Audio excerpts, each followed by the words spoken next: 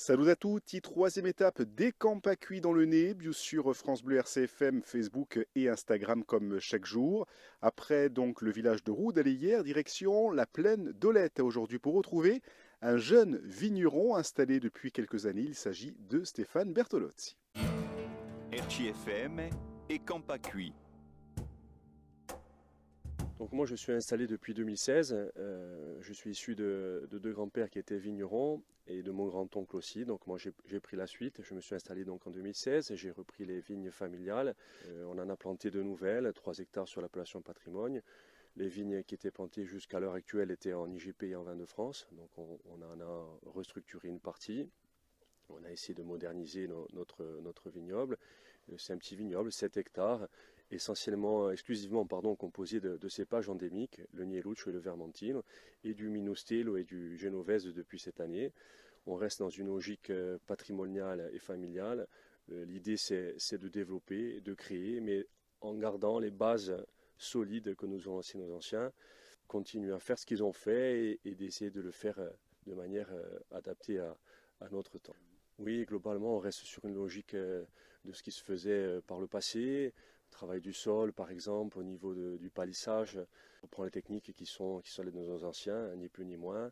On essaie de moderniser un peu, mais globalement, ça reste sur une logique de ce qui se faisait par le passé, parce qu'ils faisaient déjà des choses très bien à l'époque, peut-être même mieux qu'à l'heure actuelle.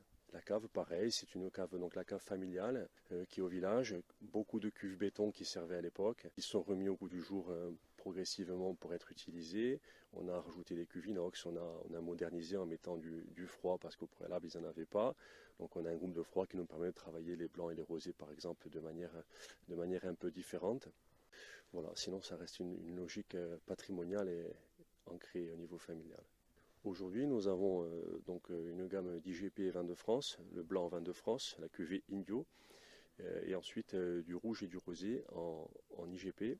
On sort cette année au printemps notre gamme AOP Patrimoine de manière très joyeuse parce qu'on est content de diversifier notre gamme avec notamment de l'AOP Patrimoine, donc en blanc et en rouge.